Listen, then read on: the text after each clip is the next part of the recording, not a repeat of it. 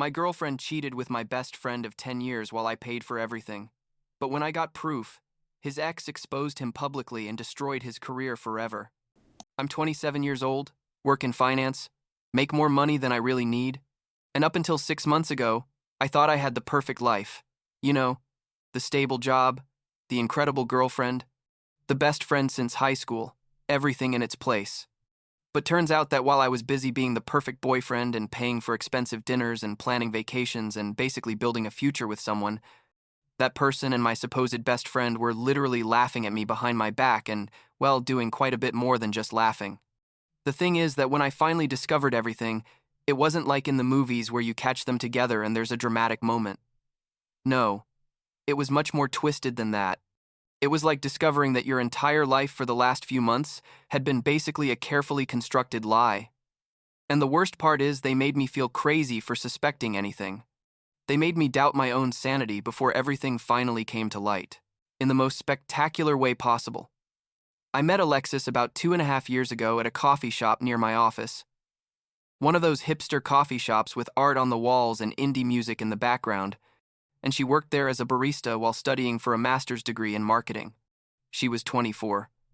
I was 25 at the time, and honestly, it was one of those things where we just started talking every time I went for my coffee, you know? Small conversations about the weather or how busy the place was, and after like 3 months of this, I finally asked for her number. We started dating and everything was perfect at first. Like, really perfect. We got along incredibly well, had the same tastes in movies and music. She was smart and funny, and my friends loved her, especially Jordan. Jordan had been my best friend since high school. I mean, we're talking about more than 10 years of friendship. The guy who knew all my secrets, who had been there at every important moment of my life.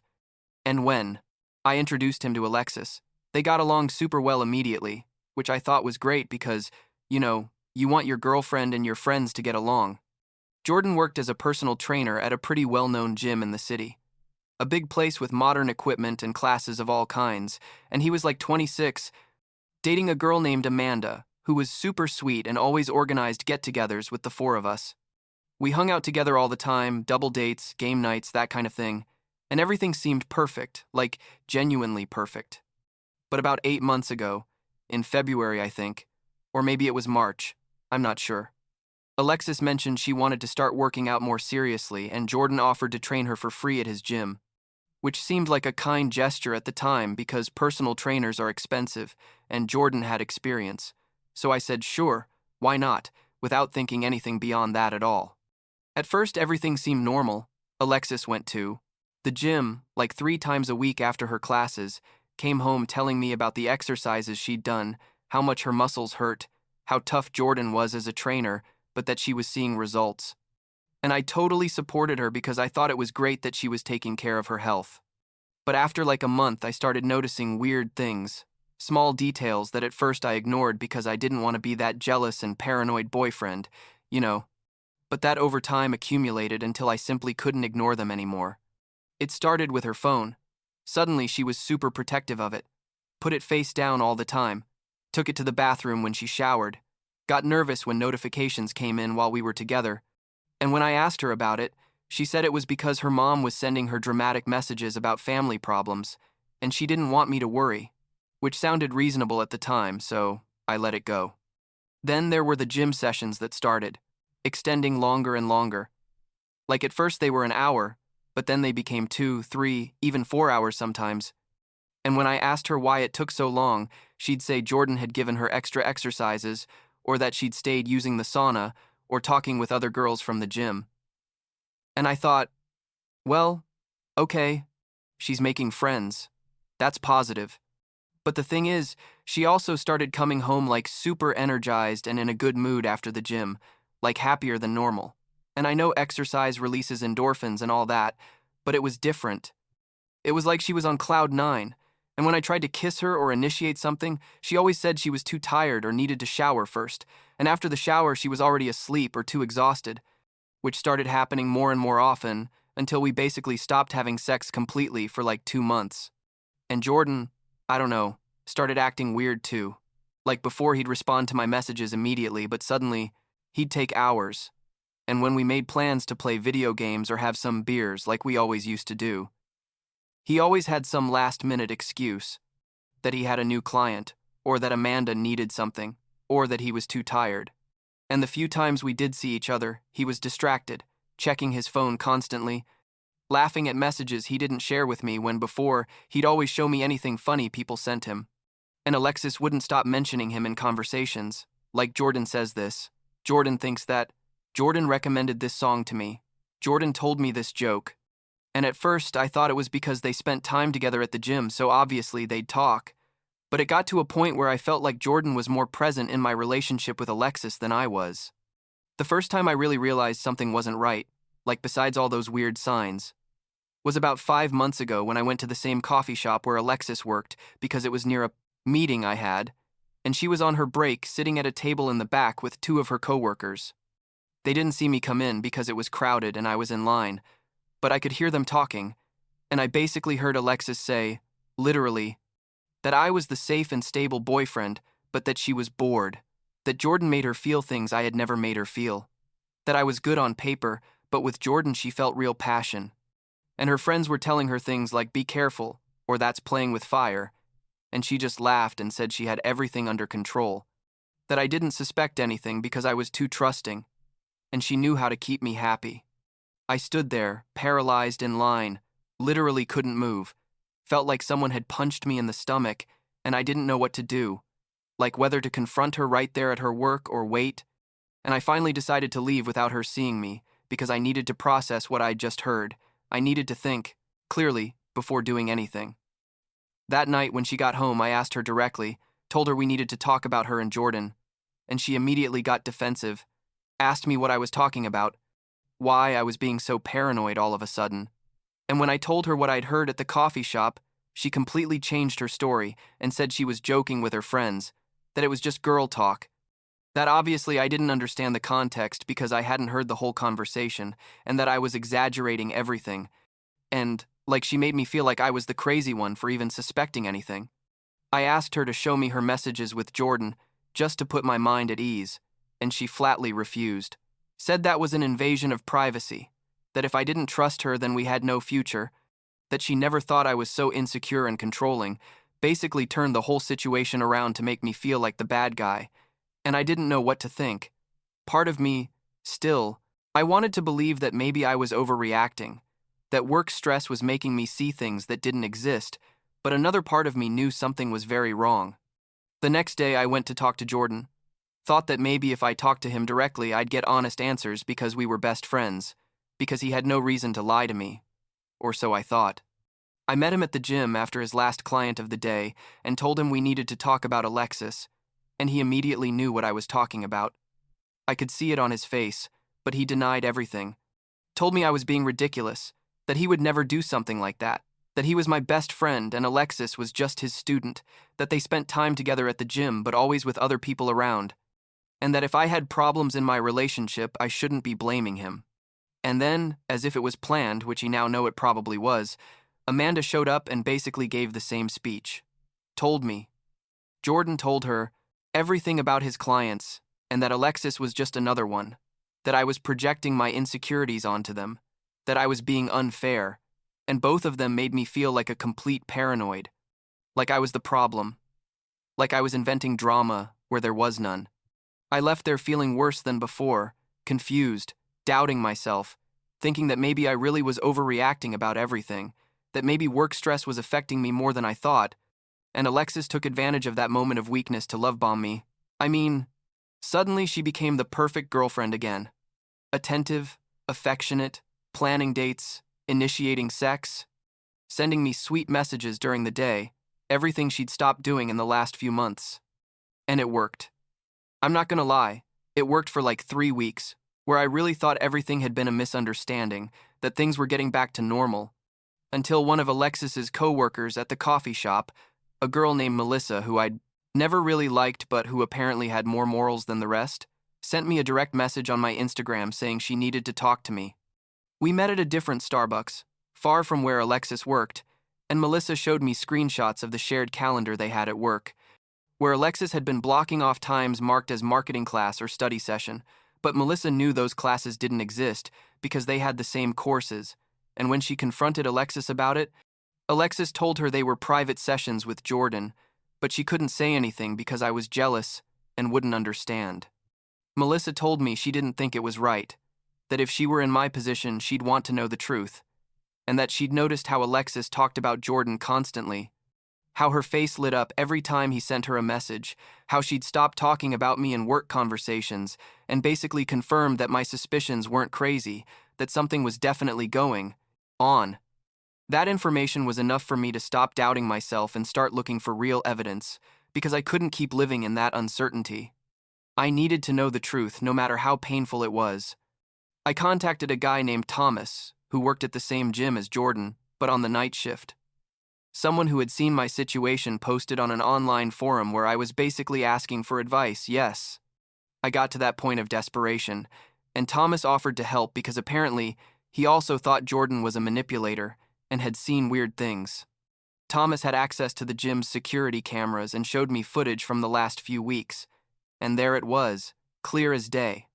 Alexis entering Jordan's private training room after the gym closed, like at 10 or 11 p.m., when she was supposedly at normal gym sessions, and she'd stay in there with him for hours, and the door was always locked, and when they finally came out, it was like 1 or 2 a.m.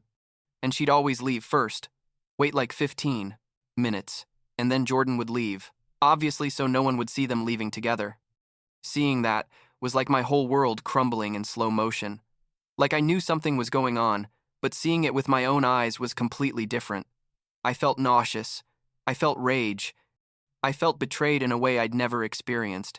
And the worst part was thinking about all the times she'd come home after those supposed gym sessions and hugged me and told me she loved me, while she'd probably just been with him. That same night, I didn't wait, didn't plan anything elaborate. I just confronted her when she got home around 11:30 p.m. saying she'd been at the gym, when I knew perfectly well where she'd really been, thanks to the footage. I showed her the video on my phone and the look on her face was total shock, like she didn't expect me to have real evidence. She'd been so confident she could keep manipulating me that she hadn't even considered I'd actually investigate. She tried to make up excuses, said Jordan was giving her special free training, that they didn't want to tell me because they knew I'd misinterpret things, that nothing physical had happened, that they were just friends. But I didn't believe her anymore. I couldn't. I'd spent all my capacity to give her the benefit of the doubt over the last few months. I told her we were done right there, that I needed her stuff out of my apartment.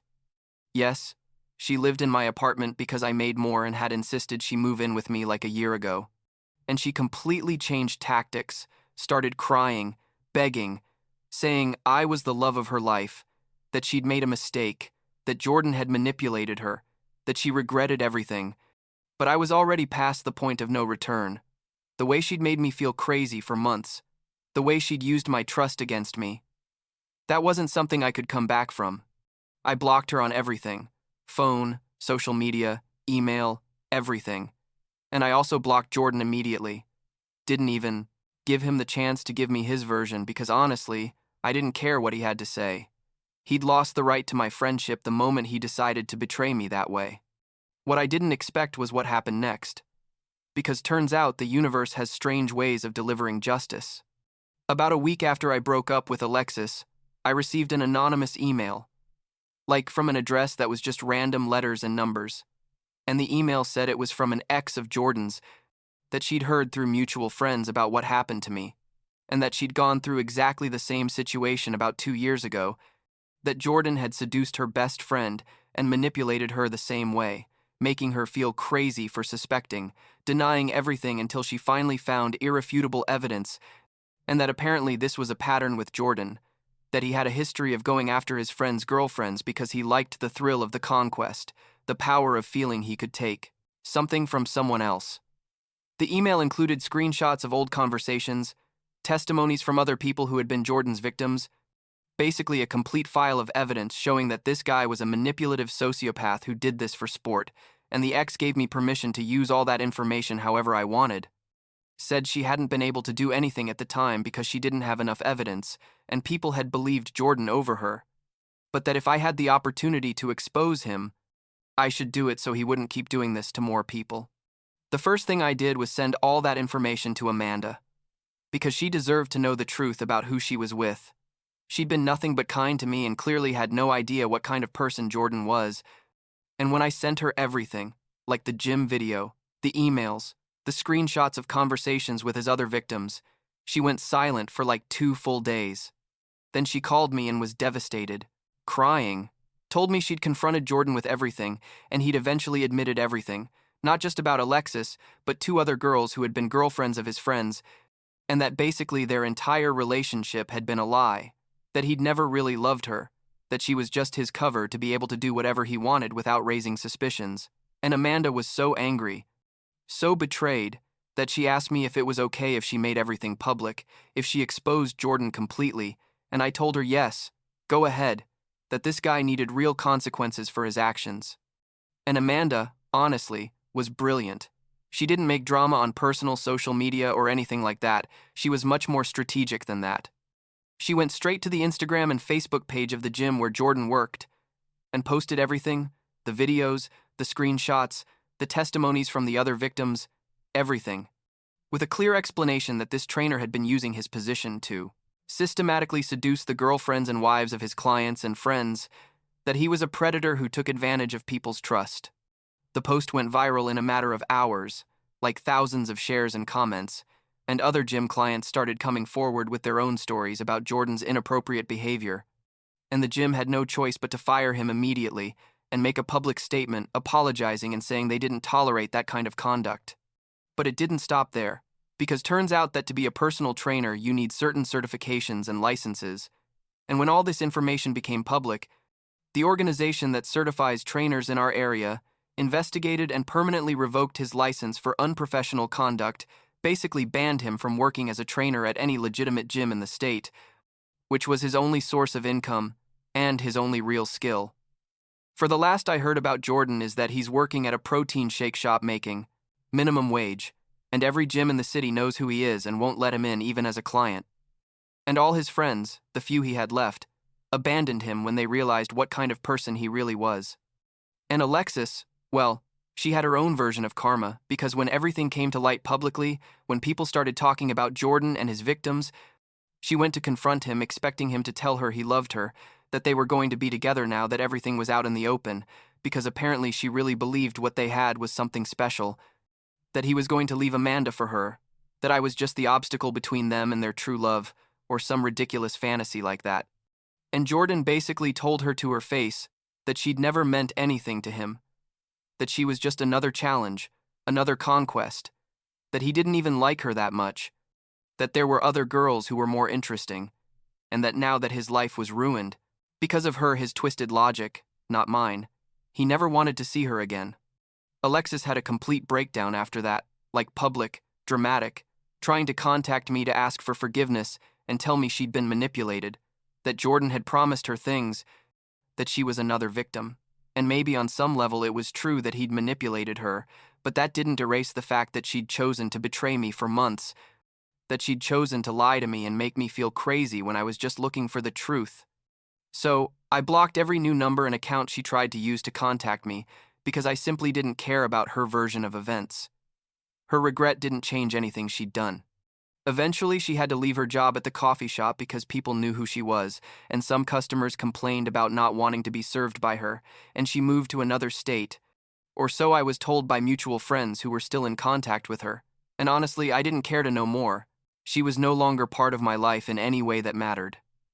What I didn't expect from all this is that Amanda and I would become close. Like really close. At first, it was just mutual support. 2 people who had gone through exactly the same betrayal and understood each other's pain in a way no one else could. But over time, we realized we really enjoyed each other's company, that we had a lot in common beyond our shared experiences with Jordan and Alexis, and about 2 months ago we started officially dating, and I know it sounds like a cliché, like the 2 wounded people who find each other and heal together or whatever, but honestly it feels different from any other relationship I've had.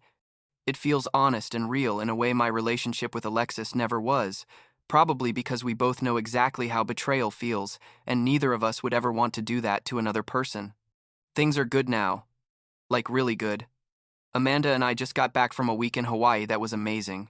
And genuine and without any drama or secrets or lies, just two people who like each other having a good time together. And it's weird to think about how 6 months ago, my life was falling apart, and now I'm in such a different place. Such a better one. Jordan is still at his shake shop job with his reputation destroyed, and no friends or prospects of returning to his previous career. And Alexis is who knows where, trying to rebuild her life after realizing she sacrificed a stable relationship and someone who really loved her for a guy who never saw her as anything more than a temporary conquest. And I'm here, with someone who respects and values me, having learned that red flags exist for a reason and that trusting your instincts isn't the same as being paranoid, and that sometimes the people you trust most are the ones most capable of hurting you. But that doesn't mean you should stop trusting completely, just that you should be more careful about who you place that trust in. Last week, Amanda and I were talking about everything that happened, like reviewing the complete timeline of events, because sometimes it's still surreal to think about how so many things came to light, and she asked me if I'd ever forgive Jordan or Alexis, and the truth is, I don't know. Probably not. Not in the sense of having them back in my life in any way, but I also don't think about them every day like before. I don't feel that consuming rage I felt at the beginning. Now it's more like indifference, like they're people I knew in another life who no longer have relevance in mine. And that's enough for me, I guess. I don't need dramatic closure or an elaborate apology. I just need to move forward with my life, with Amanda, with the lessons I learned, and let Jordan and Alexis deal with the consequences of their own decisions, because at the end of the day, they're the ones who have to live with what they did, not me.